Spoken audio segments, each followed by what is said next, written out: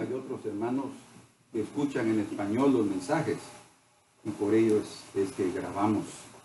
Entonces, tanto en Guatemala, cuando yo grabo allá, no solo a ustedes les enviamos, sino hay otras personas también que están recibiendo esos mensajes en español y que el Señor también los bendiga a ellos. Amén. Amén. Les envían un saludo. Amén. Gloria a Dios. En el libro de Eclesiastés, en su capítulo número 11,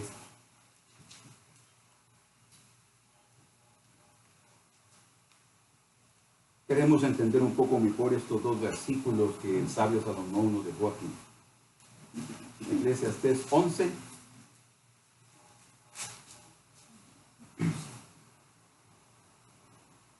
Versículo 9. Amén.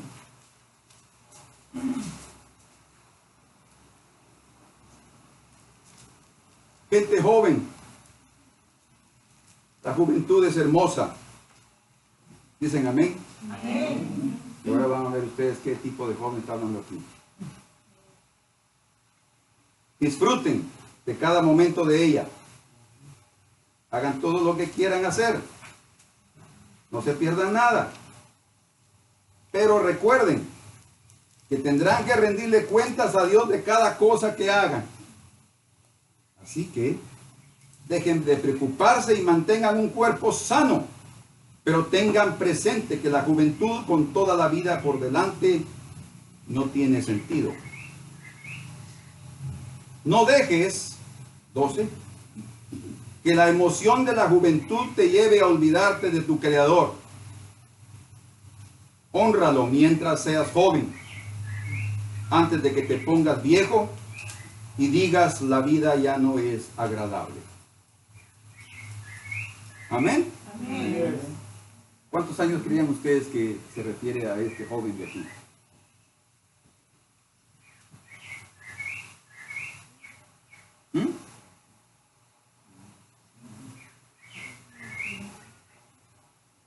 ¿No tienen una idea? 70 años. 70. 70. Antes eran jóvenes de 70 años. Bueno, en la época de Salomón ya no. Pero aquí no se refiere a un jovencito de 17 años. Ni a un jovencito de 15 años. Porque según el Señor, ellos están sujetos a sus padres. Todavía están en la casa de sus padres. Y son los padres los responsables de su vida espiritual. Sin embargo, cuando Salomón inició su reino, él ora y le dice al Señor que él necesita de sabiduría porque es un niño. ¿Se recuerdan? Que no sabe cómo gobernar el pueblo. Él está hablando en un sentido figurado, porque cuando él comenzó a reinar, él era de 40 años. Generalmente, nosotros hemos entendido que cuando la Biblia en Eclesiastés dice jóvenes, se refiere a esos jóvenes rebeldes de 17, 18 y que quieren andar ya su vida y no estar sujetos a sus padres. El hecho es que para el Señor, como ya les mencionamos, ellos todavía deben estar debajo de la cobertura de sus papás. Muchos padres ya perdieron control de sus hijos a los 15 años, hoy en día. Ya no tienen más control de ellos porque los han entregado a este mundo a través de muchos medios que el mundo utiliza. Pero esto se refiere aquí a un hombre que ya decide por su vida, que se siente fuerte, que siente que tiene el futuro por delante, que puede determinar qué hacer por su vida, que dice, bueno, ahora yo voy a hacer este plan y voy a hacer esta otra cosa, porque tengo ahorita muchas fuerzas, y viene y hace esto y hace lo otro, y determina un plan y otro plan, y un sueño y otro sueño. No quiere decir que no los tengamos. Planes y sueños son necesarios en la vida. Pero si nosotros no ponemos al Señor en primer lugar, vamos a estar en un serio problema. no importa qué edad. Cuando el Señor dice, acuérdate en los días de tu juventud, está diciendo en los días como en los días de Cristo, que entregó su vida, 30, 33 años, en lo mejor de su vida, Él lo dio para su Padre.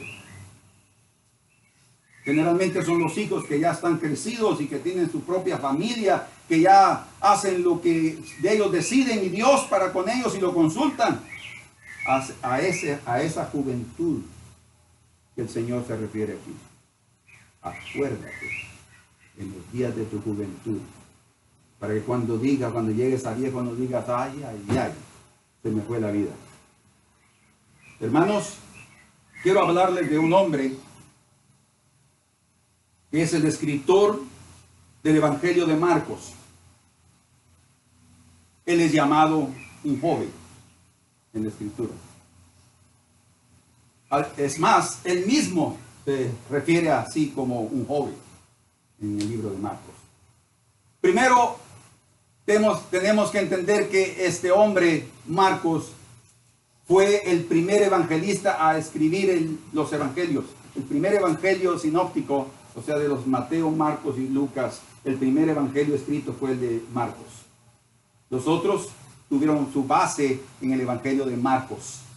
Fue él el que escribió el primer evangelio sobre la vida de Jesús.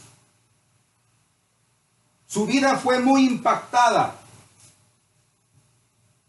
Tal vez nosotros no entendemos muy bien el contexto de la vida judía, porque no somos judíos y porque tal vez nunca hemos estado en contacto con judíos que realmente guardan la ley. Pero en los días de Jesús, un judío que estuviera aceptando el ministerio de Jesucristo significaba arriesgar su familia y arriesgar su reputación y su vida espiritual delante de los principales sacerdotes y escribas y fariseos. No era fácil ser un seguidor de Jesús en los días de Cristo, porque Cristo fue rechazado por la religión. Eso significa, por eso es que Nicodemo buscó a Jesús de noche, porque él temía ser expulsado del Sanedrín. Había un peligro.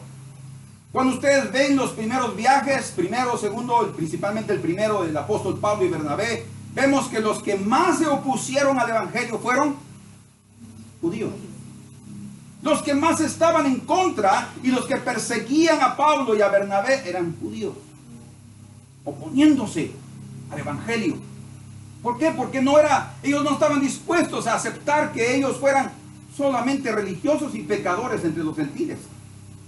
¿Quién puede reconocer que es un pecador sino solo aquel que es convencido por el Espíritu Santo de su pecado? ¿Estamos conscientes de eso? Solo alguien que es convencido por el Espíritu Santo dice, sí, Señor. No por un hombre, no por versículos bíblicos, sino porque dice que todos somos pecadores, sí, pero aquí adentro yo no siento nada, ningún remordimiento ni arrepentimiento. Eso solo lo hace el Espíritu Santo. Y eso es lo que hacía el Espíritu a través de Jesucristo. Traía un espíritu tal que las gentes realmente que querían seguirlo arriesgaban toda su vida. Toda su vida. Entonces, conociendo eso un poquito, vemos que las familias y los discípulos y sus familias que siguieron al Señor estaban bien comprometidos. Estaban bien comprometidos. Bien difícil su situación. Y leemos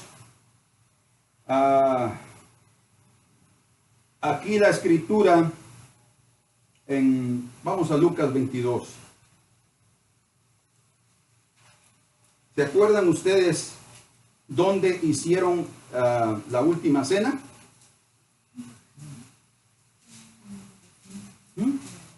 ¿Alguien se recuerda?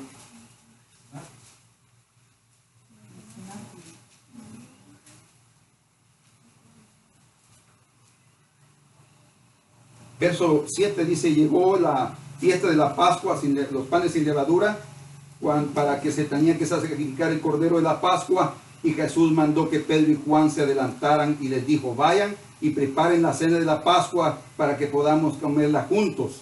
Y ellos preguntaron, Señor, ¿dónde quieres que la preparemos? Le preguntaron, y él le contestó, en cuanto entren en Jerusalén, les saldrá al encuentro un hombre que lleva un cántaro de agua. Síganlo. Por lo que Jesús les da a entender, ya había preparado un cenáculo, un lugar alto para tener ahí la última cena con sus discípulos. Y Jesús ya había hablado con el padre de esa familia, porque aquí dice que el hombre, cuando lleguen, díganle al dueño de la casa, dice, quiere decir que era el hombre de la casa. El maestro necesita que le des aquí donde preparar todo para la Pascua. Y dice, y encontraréis un cenáculo mobiliado. ¿Entiende qué es mobiliado? ¿Ah? Amueblado. Sí, perdón, amueblado. Todo lleno de muebles. Preparado. En la última cena, ahí la costumbre no era estar sentados como nosotros, así. Sino ellos tenían un diván y se recostaban, así, uno después del otro, en una mesa en forma de U, más o menos, de aquí recto. No era propiamente ovalada, sino tenía un corte recto aquí de este lado. Entonces todos podían verse enfrente de una forma bien cómoda. De tal manera que si ellos podían comer, ya tenía aquí, ellos estaban sentados así, acostados. ¿Me entienden cómo? Así. Entonces, todo estaba preparado. El padre de esa familia había preparado esa casa.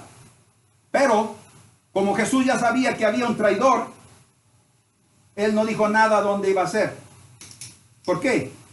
Porque él quería proteger la identidad del padre de familia y de la familia, el lugar donde iba a realizarse, porque ya había un traidor y no quería que nadie le interrumpiera en aquel momento crucial con sus discípulos, sino después. Entonces ni Judas sabía dónde iba a ser esa cena. Por eso mandó solo a Pedro y a Juan que se adelantaran. Y les dijo, encontrarán a un hombre que lleva un cántaro de agua. Mucho se ha dicho de eso y mucho se ha espiritualizado del asunto. Pero generalmente en aquella época los que llevaban cántaro de agua eran o esclavos, o eran las mujeres, o mozas, muchachas, no hombres. ¿Por qué un hombre llevando un cántaro de agua? ¿Alguien tiene una respuesta? Esa era la señora. ¿Cómo? Siervo. No era siervo, pero era siervo. Sí. La razón principal es porque para ellos iba a ser muy fácil encontrar un hombre con un cántaro de agua que a una mujer, que habían muchas, un cántaro de agua. Encontrará una mujer con un cántaro de agua. ¿De qué color, Señor? ¿Cómo es ella? ¿Qué vestido tiene? ¿Me entiende? No podía ser, pero encontrar un hombre con un cántaro de agua, eso era casi de inmediato. Ellos iban a comenzar a ver, allá está, lo iban a identificar. Y el hombre ya lo sabía. ¿Verdad? Cuando él se dio cuenta que lo comenzaron a seguir aquellos dos, él siguió adelante y los guió hasta el lugar del cenáculo. Los llevó al lugar indicado y ahí tuvieron aquella actividad secreta. Ahora, mucho se ha especulado sobre cuál era ese lugar. Esa casa era un lugar muy cómodo, grande, porque para tener ahí 12 personas bien acostaditos comiendo, no era algo pequeño, el cenáculo, y quedaba en la parte de arriba, muy privado. Se ha dicho que era de la familia de Juan Marcos. Y no está fuera de pensamiento de lo verdadero que podría haber sido. Yo les voy a dar una razón, porque yo he estado estudiando sobre ese asunto y yo he leído lo que muchos han dicho y de las especulaciones que se han dicho, pero sí es muy probable que haya sido de la familia de Juan. En aquella época su padre aún estaba vivo. Pero escuchen, su padre y su madre servían al Señor. Juan Marcos aún estaba joven y él estaba debajo de sus padres, viendo que ellos arriesgando toda su vida espiritual por amor al maestro. Qué ejemplo para Juan Marcos que sus padres tuvieran esa definición de vida y que no les importara cualquier riesgo hasta de muerte por amor a Jesús. Para Juan Marcos eso era impactante. Por lo que sabemos, vamos al Evangelio de Marcos ahora. Después de que tuvieron la cena, es muy probable que Jesús pasó un buen tiempo con sus discípulos. De hecho, ustedes saben que los discursos desde el capítulo 14 hasta la oración del capítulo 17 de Juan, todo eso fue dicho por Jesús en el cenáculo. ¿Sabían eso? ¿No? No temáis, en la casa de mi Padre muchas moradas hay. Si no fuera así, así comienza el capítulo 14. Todo eso que Jesús dijo, y lo del Espíritu Santo era algo muy íntimo con sus discípulos, y la oración intercesora del capítulo 17, todo eso Él lo dijo en ese cenáculo. Ahí lavó los pies de sus discípulos, capítulo 13. Entonces, podemos decir entonces, desde que el capítulo 13 hasta el capítulo 17, ¿cuántos capítulos? 4 capítulos que contienen una gran cantidad de información, fue hecho en el cenáculo. O sea, Jesús se tomó su tiempo porque era la última noche que estaba con sus discípulos. Entonces, Marcos probablemente ya estaba dormido para cuando ellos salieron del cenáculo. Según mis cálculos, ellos salieron del cenáculo como a la 1 de la mañana, más o menos, y se fueron para el Getsemaní. Entonces, Marcos ya estaba dormido, y cuando llegó Judas, porque Judas salió después del bocado, ¿te recuerdan? Dice que después del bocado Satanás entró en él, y el Señor le dijo: lo que has de hacer, hazlo ya. Y se fue, y todos pensaron que había salido a comprar algo para darle a los pobres. O sea, todavía no tenían ni la idea que él era el traidor. De hecho, todos estaban ahí diciendo: Señor, soy yo, Señor, soy yo. Increíble, ¿verdad? Que cada uno de ellos, a pesar de su fidelidad hasta aquel momento, podía hasta tener la posibilidad de creer que también podría ser el traidor. Seré yo, Señor. Y se fue. Cuando Judas regresó con la turba de soldados y de principales sacerdotes para prender a Jesús en aquel cenáculo, él ya no estaba ahí. Ya se había ido. Ya estaba en el Getsemaní. Ahí es donde entra en escena Juan Marcos. Él se dio cuenta de lo que había pasado. Entonces él se levantó, se puso una sábana, que en el griego es una túnica para vestir, o sea, era la túnica que él tenía vestido, y que por la prisa para ir a avisarle a Jesús lo que estaba pasando, él salió corriendo y se fue para el lugar donde él sabía que estaban ellos, en el Getsemaní. Y él llegó ahí. Quiero que leamos ahora esto con atención, porque nos va a mostrar algo sobre la vida de Juan Marcos. Capítulo 14.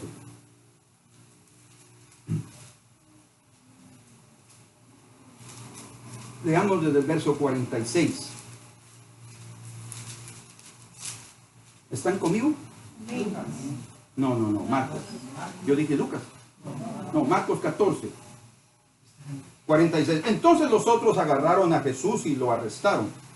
Pero uno de los hombres que estaba con Jesús sacó su espada, ya saben quién fue, e hirió al esclavo del sumo sacerdote cortándole una oreja. Y Jesús les preguntó: ¿acaso soy yo un peligroso revolucionario para que vengan con espadas y palos a arrestarme? ¿Por qué no me arrestaron en el templo? Estuve enseñando ahí entre ustedes todos los días. Pero estas cosas suceden para que se cumpla lo que dicen las escrituras acerca de mí. Verso 50. ¿Que alguien puede leerlo en voz alta el verso 50? Entonces todos los discípulos dejándole huyeron. Entonces dice, porque miren, la cosa, tenemos que usar un poco nuestra mente. La cosa ahí estaba seria.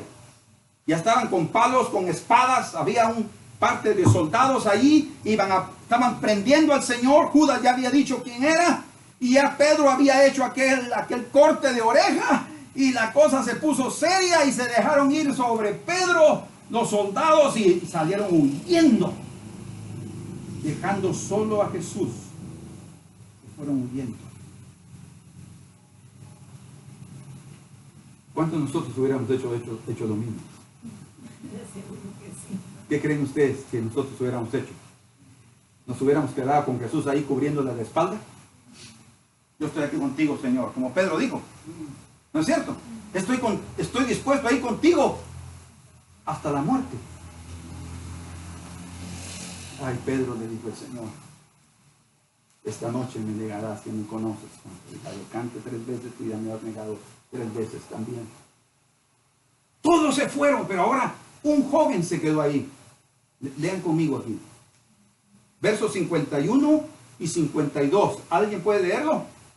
Pero cierto joven le seguía, cubierto el cuerpo con una sábana, y le prendieron. Mas él, dejando la sábana, huyó desnudo. Yo sé que a todos nos causa risa ese texto. ¿Y a cuántos de ustedes les causa risa cuando Mateo dice, hablando de sí mismo, Mateo el publicano? ¿Saben ustedes que en ningún otro evangelio dice Mateo el publicano, sino únicamente el evangelio de Mateo? O sea, lo que está diciendo es que solo Mateo se llama a sí mismo el publicano, como recordando quién fue, de dónde lo sacó el Señor, y él nunca quería olvidarlo. Y ahora aquí encontramos un pasaje que no se encuentra en otro evangelio, solo en el evangelio de Marcos. Y podría ser, como a todos nos causa, un pasaje que puede nos dar una sensación de vergüenza. Porque cuando lo quisieron agarrar, ya se habían ido todos los discípulos. Y él estaba ahí todavía, porque él había llegado a avisar, pero cuando llegó, ya la situación ya estaba fuera de control. Y él se quedó ahí todavía. Esta es la situación real en el griego, es lo que da a entender. Un joven que lo seguía solo llevaba puesta una camisa de noche de lino. O sea, era como un camisón masculino, con un agujero aquí en la cabeza y los brazos, sí, solo era una cosa sobre encima y no había nada más abajo, y se lo puso y salió corriendo. Era de noche, tipo 3 de la mañana aproximadamente. Y entonces cuando él está ahí todavía y vieron los soldados, este es el único que quedó aquí, lo vamos a agarrar. Y yo creo que una de las razones por las cuales él puso eso es para que supieran que él vio todo. Él fue testigo ocular de todo lo que sucedió, pero también para que supieran que él también pasó aquella vergüenza y que también salió huyendo, y para que todos los discípulos. O sea, en otras palabras, nadie se quedó ahí fielmente. Que el Señor nos encuentre fieles, hermanos. Porque cuando hay libertad en una nación para que nos reunamos, gracias a Dios. Pero cuando la libertad de culto y de reuniones evangélicas para estudiar la palabra o adorar al Señor pudieran limitarse o hasta prohibirse, ¿qué haríamos nosotros? Calladitos en nuestra casa.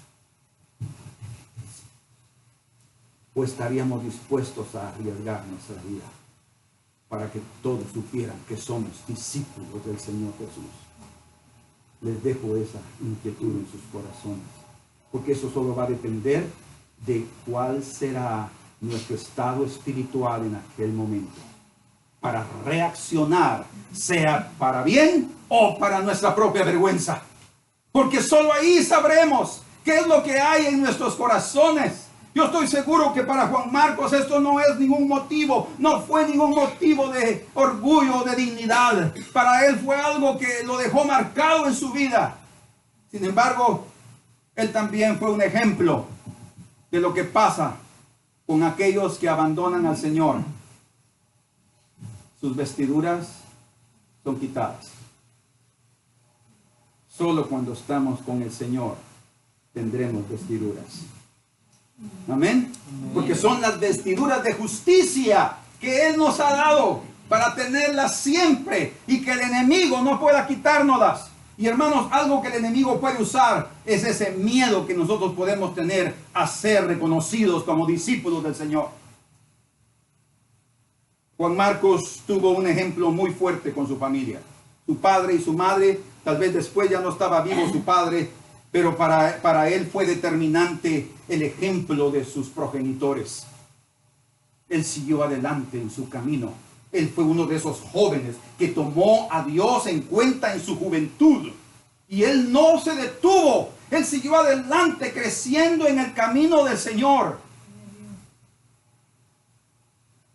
Vamos al libro de los Hechos. Ustedes estuvieron hablando el jueves, bueno, que nos reunimos, sobre, casi todos hablaron de Pedro, de la liberación milagrosa de Pedro. Lean conmigo aquí en el capítulo 12.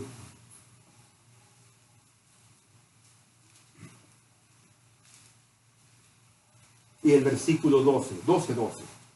¿Alguien lo puede leer en voz alta? Y habiendo considerado esto, llegó a casa de María, la madre de Juan, el que tenía por sobrenombre Marcos, donde muchos estaban reunidos orando. Verso 13. Cuando llamó Pedro a la puerta del patio, salió a escuchar una muchacha llamada Rosa. Rode. Igual Rosa. Rosa dice ahí. No, igual Rosa. Ah, igual Rosa. Ah, entendí. La cual, cuando reconoció la voz de Pedro, de gozo no abrió la puerta, sino que corriendo adentro, dio la nueva de que Pedro estaba a la puerta. ¿Qué le dijeron? Estás loca. Estás loca, mujer. En otras palabras, ¿dónde está Pedro? Está preso. Ellos estaban orando por la liberación de Pedro, sin duda. Y ellos no estaban creyendo que el Señor ya lo había libertado. Y Pedro tocando. Y Jode no era hija de María. Jode era una sirvienta, criada. O sea, la familia tenía criados. No era una familia, tenía ciertos recursos la familia de Juan Marcos, porque aquí dice María, la madre de Juan Marcos. La casa, escuchen, la casa del padre de Marcos y de su madre se convirtió en un lugar de adoración y de oración.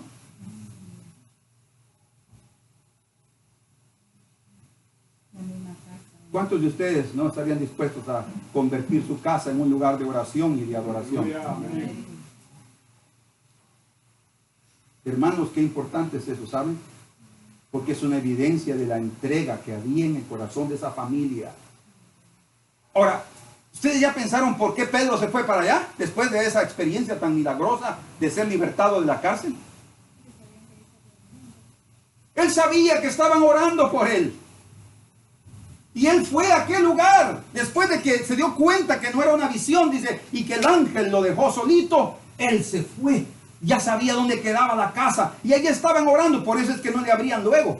Y del susto, ¿verdad? De que pensaban que era su ángel, dice que no le abrieron. Al fin, de tanto insistir, se fueron todos. Y de Rode les dice, no, es la voz de Pedro que está ahí. Y cuando abrieron, pues ahí estaba Pedro. Dice que él entró y les dijo, hizo silencio con los... Cállense, porque era de madrugada. Otra vez, era de madrugada. Y él estaba ahora ahí entrando a esa casa diciéndoles que se callaran. Pero ¿cuál era su propósito de llegar a esa casa? ¿Alguien tiene una idea? Avisarles que ya había estado libre. Contarles.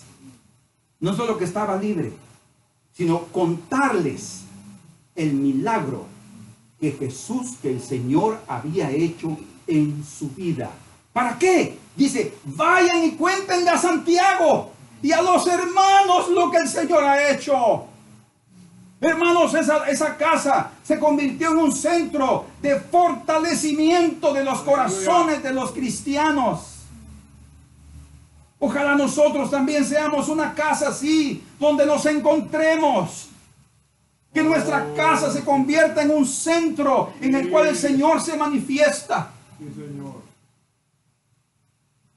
Dicen amén.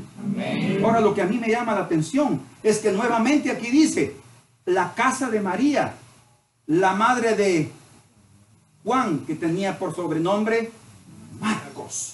O sea, ahí está otra vez Juan Marcos en escena, su casa siendo una bendición. Aleluya. Bueno, cuando Bernabé y Pablo son enviados a Jerusalén con una ayuda financiera para ayudar a los que estaban pasando por aquel hambre que un profeta Ágabo profetizó, dice que después de que se había cumplido todo el trabajo y mataron a Jacobo, a Santiago, el hermano de Juan, que fue el primer mártir de los apóstoles, y prendieron a Pedro, que fue lo que había sucedido, que también lo quería matar Herodes, ¿no? Pero fue libertado. Dice al final del capítulo 12 que Bernabé y Saulo regresaron para Antioquía, pero dice allí que Juan Marcos se fue con ellos. Fíjense ahora lo que está sucediendo en la vida de Juan Marcos. Juan Marcos se fue con ellos. Dice, no, yo quiero ir. Ahora, ¿por qué Juan Marcos se fue con ellos? Bueno, en el capítulo 4, verso 36 al 37 del libro de los Hechos, no vayan ahí. Ahí dice que Bernabé era levita. ¿Sí? Él era de la tribu de Leví. Y dice también la escritura, vamos aquí al final del capítulo 12. Vamos a ver. Verso 25. Cuando Bernabé y Saulo terminaron su misión en Jerusalén, regresaron llevándose con ellos a Juan Marcos. ¿Qué era Juan Marcos de Bernabé? Era su sobrino. Fíjense qué tipo de gente tenía Juan Marcos a su lado. ¿Se acuerdan quién era Bernabé? Claro que sí. La hermana puede darles un mensaje sobre Bernabé. Él era un hombre generoso. Él era un hombre espiritual. Un hombre que tenía una carga por los hermanos. Alguien especial era Bernabé. Por eso que Juan Marcos le gustaba estar con él. Porque él era de ayuda. Él le ponía el hombro a cualquiera. Así era Bernabé. Y era su tío. Y Juan Marcos se sentía muy bien con Bernabé. Entonces se va con él y regresan a Antioquía y comienza él su vida ministerial. Comienza a relacionarse con siervos ya de cierta altura. De hecho, su familia se relacionaba con los apóstoles. Ahora él está relacionándose con otros apóstoles. No, más es Pablo y Bernabé, no. Ellos también fueron llamados de apóstoles.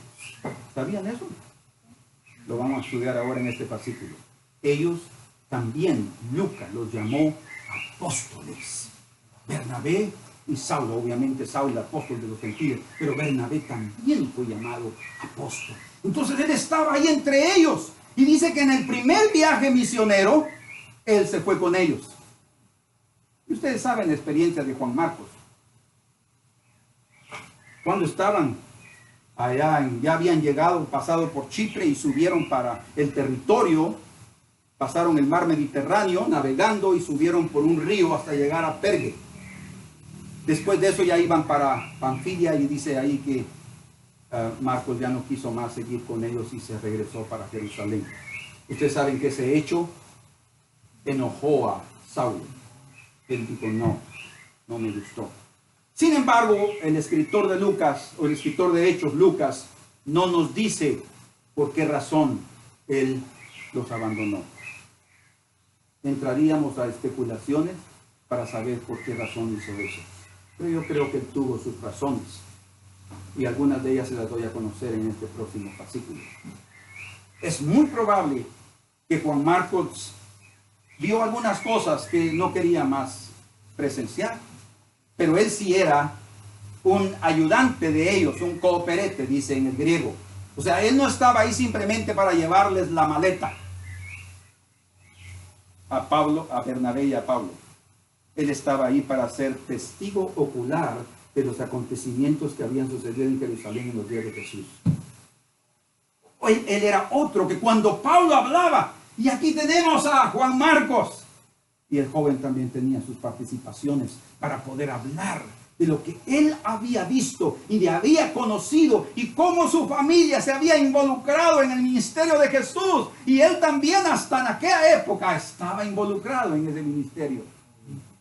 Sin embargo, regresó y hubo después una contienda entre ellos. Pero después dice la Escritura que Marcos se convirtió en un siervo tan precioso que hasta comenzó a dar mandamientos. ¿Pueden ustedes imaginarse? Tan precioso que Pablo dice, no, pero mira, Timoteo, llámame a Juan Marcos porque él me es útil en el ministerio. Y él se convirtió en colaborador igual que Bernabé para Pablo, se convirtió en colaborador para Timoteo, y él era colaborador principalmente para Pedro. Pedro lo llamaba mi hijo Marcos. ¿Por qué? Porque fue Pedro el que realmente orientó a Juan Marcos por el camino del Señor. Hermanos, Juan Marcos, de ser un joven entregado, con una familia entregada, se convirtió en un siervo entregado, en un hombre que podía y que realmente nos enseña grandes verdades para aplicarlas a nuestra vida. Quiero resumir esa parte de la vida de Juan Marcos. Su familia, probablemente lo que se cree que era su mamá, la hermana de Bernabé. Entonces, probablemente él era también de una familia de levitas. Imagínense, una familia de levitas que abandonaron el ser levitas para poder ser levitas verdaderos del sumo sacerdote verdadero, que es el Señor Jesucristo. Ellos captaron y recibieron y aceptaron el ministerio que el Señor les había dado, ser ayudantes del verdadero sacerdote. Juan Marcos se convirtió en uno de ellos. Todos en su familia eran discípulos de Jesús. Ellos servían con todo. Que el Señor nos encuentre sirviendo con todo al Señor.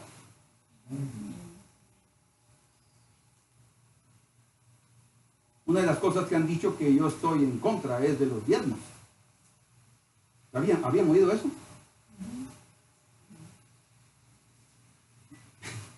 Increíble. Cuando yo lo oí, dije, ¡wow! Hermanos, ¿cuántos creen que los diezmos son bíblicos? Amén. No tengo ninguna objeción, todo lo contrario. Exhorto a que seamos fieles en dar nuestros diezmos y ofrendas. Eso quiere decir que tenemos que aprender a servir al Señor en todas las áreas de nuestra vida, porque de otra manera no vamos a permitir que Él gobierne en todas las áreas de nuestra vida. No podemos ser verdaderamente cristianos si no le entregamos todo al Señor. Nuestra casa, nuestra familia, nuestros bienes y nuestro dinero. Dice, no, eso yo lo manejo. Bueno, está bien, y espera los resultados. Pero si queremos tener la bendición de Dios, tenemos que aprender a ser fieles en toda esa área. Y Juan Marcos aprendió eso de su familia. Con su padre, con su madre, él mismo, su casa, todo. Imagínense que Bernabé vendiendo su heredad y entregando todo en las manos de los apóstoles. ¡Qué corazón! ¡Qué ejemplos! Que nosotros podamos ser adultos también dando esos ejemplos. Amén. Amén. Su casa se convirtió en un centro de reuniones y de oración. Pedro amaba tanto esa familia, probablemente porque el propio Jesús amaba también esa familia, y por eso él, después de aquel milagro maravilloso, se fue con ellos a decirle lo que el Señor había hecho, porque quería que ellos también se alegraran y porque sabía que ellos estaban orando por él. Juan Marcos se convirtió en un colaborador al servicio de otros. Tal vez no seremos alguien importante. ¿Me entiendes lo que estoy diciendo? Tal vez no seremos el número uno. Tal vez no seremos la cabeza. Tal vez no seremos aquel que se muestra, mas seremos uno que estará atrás, siendo un colaborador eficiente. ¿Sí? Alguien que contribuye con su presencia, con su humildad, con su carácter, con su servicio. Que el Señor nos levante a cada uno de nosotros de esa manera. Y por último, el evangelio que lleva su nombre. Hermanos, nunca menospreciemos lo que el Señor puede hacer a través de nosotros. ¿Qué es lo que usted puede hacer por el Señor? ¿Ya pensó? ¿Qué es lo que ustedes pueden hacer por el Señor? ¿Hablarle a una persona? No menosprecien eso. ¿Escribir un tratadito? No menosprecies eso. Porque puede ser que el Señor pueda estar levantándote con un ministerio de escritura. Como Juan Marcos, el primer evangelio. No sabemos cuál fue el propósito de él de escribir el evangelio, pero Lucas dice, hablando de la razón por la cual escribió Lucas el evangelio, dice, yo escribí lo que Jesús comenzó a hacer y a enseñar, dice, en el primer tratado. Es su primer tratado del evangelio. Lo que él entonces escribió y registró fue la vida y el ministerio de Jesús. No solo sus enseñanzas, sino lo que él era. Hermanos, Marcos también, según sabemos, él escribió y él relató y describió a Jesús como un siervo. Un siervo. Siempre estaba dispuesto a servir. ¿Cuántos de nosotros somos siervos? Dispuesto.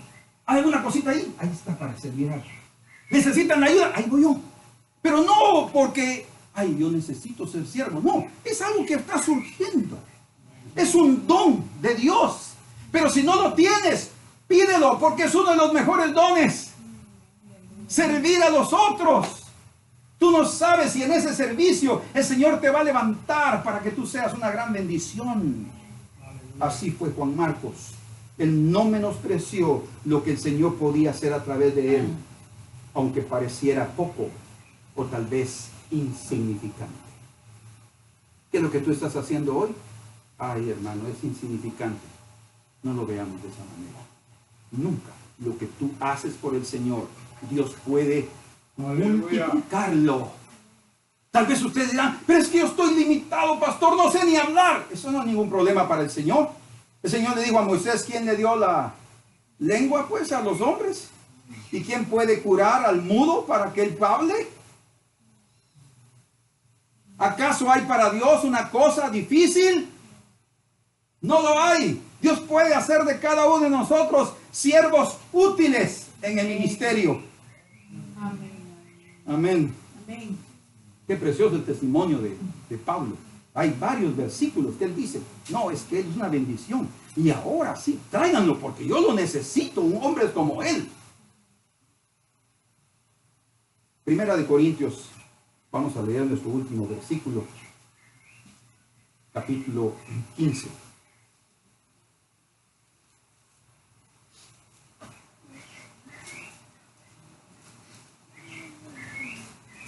¿Están ahí?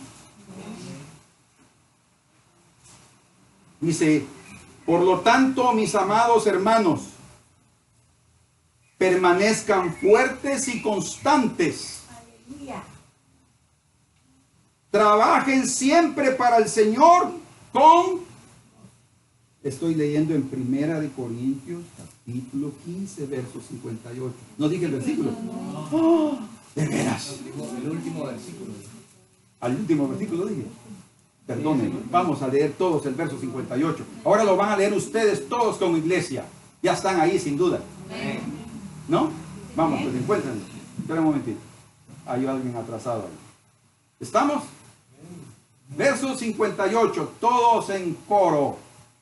Así que, hermanos míos amados, estad firmes y constantes, creciendo en la obra del Señor siempre, sabiendo que vuestro trabajo en el Señor no es en vano. Amén. ¿Dicen amén? Amén. Nuestro trabajo en el Señor no es en vano. No importa lo... Tal vez usted no predique. No interesa. Es que yo quisiera hacer. Pues pídelo. Tal vez si el Señor te da el don, como dijo hermana Miriam, me va a quitar el puesto y yo se lo doy.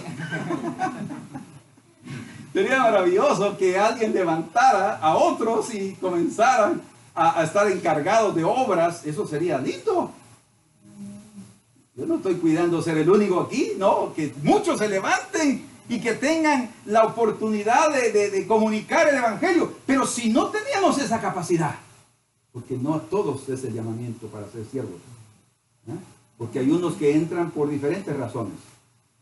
Pero los que verdaderamente son ministerios, tienen un ministerio, han sido llamados de parte de Dios. Y la vocación los sostiene y los respalda. ¿Sí? Siempre. Pero si no, podemos ser diáconos. Podemos ser personas que dan la bienvenida. Tal vez algún día ustedes pueden decir al hermano Adrián, hermano, ¿puedo quedarme en la puerta para dar la bienvenida a los hermanos? Así, claro, qué buenísimo. Alguien que se quede ahí para dar la bienvenida al ángel que entre. Porque no tenemos muchos visitantes, pero podemos tenerlos. Si alguien ve que siempre hay alguien que da bienvenida con gozo y con alegría. Y hay muchas cosas que podemos hacer. Amén. Tal vez el Señor puede levantarlos con una profecía, con una palabra, con un mensaje, con ánimo, con alegría, con gozo. Queridos, que el Señor pueda usarnos. Juan Marcos, un servidor fiel. Y es lo que el Señor quiere hacer de cada uno de nosotros. Juan Marcos no llegó a ser un Pedro. Juan Marcos no llegó a ser un Pablo. Juan Marcos era Juan Marcos. Pero él era usado por el Señor. Y él estuvo con el Señor en el Getsemaní. Y él vio al Señor y sus sufrimientos. Vio cuando lo prendieron. Y él sintió su identificación con aquel momento crítico y difícil en su vida. Y no cabe duda que eso lo marcó para siempre. Y dedicó su juventud para servir al Señor. Amén. Sí, hermano. Porque oportunidad hay. Y cuando es de servir al Señor, no creo que habrá algún obstáculo, ¿verdad? Ni un impedimento para que el Señor pueda usarnos. Pero qué bueno, ¿verdad? Qué bueno que eso no solo quede en el pasado como una experiencia preciosa, sino pueda continuar, dice, creciendo en el Señor siempre, ¿verdad? Siempre tenemos que continuar en ese camino. Pónganse de pie, por favor. Señor Dios, Padre nuestro que estás en los cielos, gracias te damos por la vida de nuestros hermanos, porque en medio de la realidad de cada uno, no quieren oponerse a ser siervos usados, todo lo contrario, quieren tener toda la disposición de servirte, Señor, de que tú uses sus vidas, que sean vasos de barro, donde la excelencia del Señor está dentro de ellos y donde la gloria del Señor brilla. No son ellos, eres tú en ellos. Y eso es lo que nosotros también necesitamos tener presente siempre, Señor. Que no hay nada de importante en nosotros, sino el ser más importante es Cristo Jesús, el que mora en nuestros corazones. Y es a Él que tenemos que presentar y dar a conocer para que todos lo sigan a Él. Por eso, Señor, en esta mañana te damos gracias por la vida de nuestros hermanos. Ayúdalos a levantarse como un ejército poderoso, como el ejército que vio levantar Ezequiel, que se comenzaron a levantar de entre los huesos secos, formando tendones, tejido, piel, la carne, todo, Señor, comenzó a formarse hasta que entró en ellos el Espíritu del Señor e hizo de ellos un gran ejército. Señor, que seamos de aquellos que vayamos a conquistar lo que tú quieres que lo hagamos, Señor, que sirvamos para la gloria de tu nombre, Señor. Gracias, amado Dios. Bendito sea. En el Señor me gloriaré, en el Señor me gloriaré. Es mi único deseo exaltar al Cordero, en el Señor me gloriaré, en el Señor me gloriaré. En el Señor me gloriaré. Es mi único deseo exaltar al Cordero. En el Señor me gloriaré. Es mi único deseo exaltar al Cordero. En el Señor me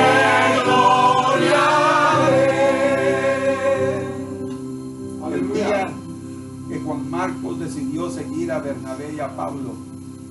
No hay duda que él estaba impactado con lo que había sucedido en Jerusalén. Él ya sabía lo que había pasado con Pedro. Él ya sabía de la muerte de Santiago, de Jacobo. Él sabía todo eso, pero nada de eso lo impidió seguir en el camino. Nada de eso lo detuvo. Todo lo contrario. Él estaba dispuesto también a pagar el precio e ir a las misiones, e ir y servir al Señor. Y abandonando su casa, se fue. Tal vez algunos puedan decir, falló, como Pablo. Pero hermanos, eso no significaba que la vida de él terminó. Él se volvió a levantar. Y se levantó con tanta fuerza que después todos lo deseaban en las iglesias, porque él era de gran bendición. Que Dios puede hacer eso en sus vidas. Y si hay alguien aquí que siente que su vida ha estado débil, que su vida ha estado sin fuerzas, que no ha estado cumpliendo el propósito de Dios para usted en esta tierra, y quisiera comenzar a vivir de esa manera, levante su mano y oraré. Señor, solo tú que conoces los corazones, sabes lo que hay en lo profundo de nuestros hermanos y hermanas. Y Señor, te suplico en el nombre de tu Hijo Jesús, dales de tu ministerio, Señor. Dales de tus dones preciosos, Señor. Espíritu Santo, comparte con ellos de tu gloria y de tu presencia, para que ellos sean usados grandemente, Señor, por la mano preciosa del Señor. Y como dijeron los apóstoles, después de haber sido libertados la primera vez de la cárcel, Señor, mira sus amenazas y extiende tu mano para que en el nombre de Jesús se hagan prodigios y maravillas en medio del pueblo. Y eso es lo que creemos, Señor, que tú uses las vidas de nuestros hermanos con pureza de corazón, con rectitud y honestidad y justicia, para el testimonio verdadero cristiano y para el bien de muchos que necesitan de la luz. Gracias te damos, Señor, por sus vidas y por esta iglesia, Señor. En el Señor me gloriaré, en el Señor me gloriaré. Es mi único deseo